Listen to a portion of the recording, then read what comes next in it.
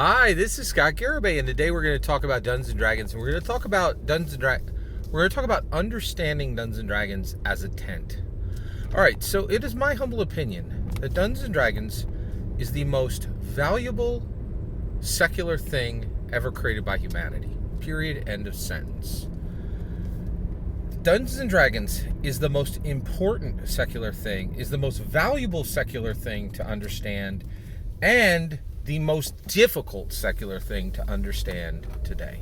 Okay, so that's one of the reasons why you will find a host of videos of me explaining how to think about Dungeons and Dragons, because it is a diamond. It is a multifaceted thing that shines brilliantly in 100 directions depending on how the light hits it, and different things shine a light on Dungeons and Dragons. What shines a light on Dungeons and Dragons? Television. Small screen is now shining a light on Dungeons and Dragons. What do you think Vox Machina is? The big screen is now shining a light on Dungeons and Dragons. What do you think Dragons of Dungeons and Dragons Honor Among Thieves is? Dungeon Masters shine lights on Dungeons and Dragons. Players shine a light on Dungeons and Dragons.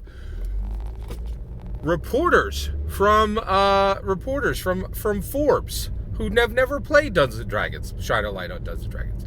There is light coming in from 1,000 different directions, and Dungeons & Dragons is the diamond that catches all the light and then shines rays of light out from it in 1,000 directions. That's what's happening. People don't understand that, but it's definitely what's happening. All right, so let's think about Dungeons & Dragons as a tent, okay? Why are we going to do that? Well, today, earlier this morning, so our church, my church, the church where I'm an elder, we do a fun run for the community, a 5K. All the money from the 5K goes right to our local firehouse, right? So today I'm serving to help my local firefighters, right? The firefighters who live in my area, right? And everything for this race so I signed up to help on the team, right? Well, because I'm Scott Garibay, they go, oh, hey, you signed up to help. You're to help on the setup teardown team. You're the leader. I am the leader of the tech team for this church, and I'm an elder in the tech team of the church. How's I got to be the leader of this thing? Also, why do you pick up Scott Garibay to lead setup for anything? I literally don't even own a screwdriver, right? But I can lead, and that's the reason why. Why can I lead? Because I've been Dungeon Master since I was 12, right? I run worlds. Of course, I can help you set up for a 5K, right? And that's the issue. This is what I'm telling you. This is why Dungeons & Dragons is so voluminous. Once you have Dungeon Mastered you well, you're like, of course I can control all the deities in this world, the weather in this world, 1,000 non-player characters in this world, and take care of the player characters. Make sure they're all safe and make sure they have a joyful time with answers supplied to the questions they have. Preach! It's how it's done, man. Once you're a Dungeon Master, there are no limits to what you can do. It's what I'm trying to tell you. Catch up. Dungeon Master is a key for life. If that's not clear, pay attention. Right? Like, I was like, why on earth would you pick me to set up? I can literally not set up a tent by myself, but I could tell others how to do it. That's why they chose me. Right? Whew. All right. So we get there, and there are 3 tents. 2 of them are 6-legged tents, and 2 of them are 6-legged tents, and 1 of them is a 4-legged tent. Those tents are Dungeons and Dragons. You need 4 people to get on the edges, pick it up, and pull at the same time.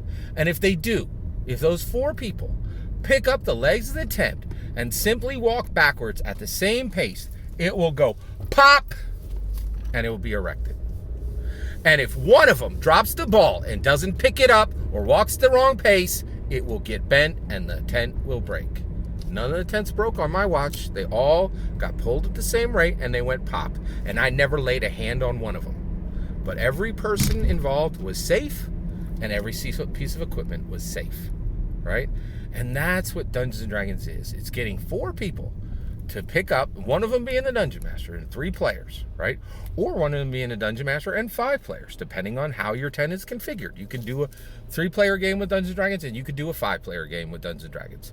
But they all need to pick that tent up. They all need to grab a leg. They all need to lift together, and they all need to pull together backwards at the same pace. And if they do, the tent will pop right up. And if one of them ain't doing their job, that thing is going to be bent, the tent will break, and you will have a rickety, like poorly constructed problem rather than a functioning tent. That is what Dungeons and Dragons is. You need to get 3 other people, or you need to get 5 other people.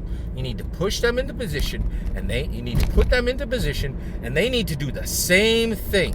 They need to pull that campaign up. They need to lift it up and pull at the same rate. And if they do, the campaign will pop right into place, and it will serve for 6 weeks to 6 months.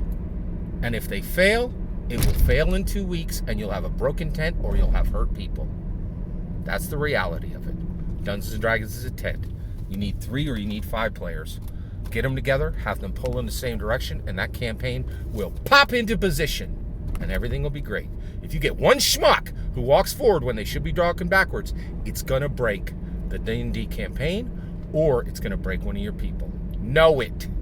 Realize it. This is what Dungeons and Dragons is. Oh, that's my humble opinion. I'm very eager to hear yours. Let me know in the comments below. Please consider liking and subscribing, and have a wonderful millennium.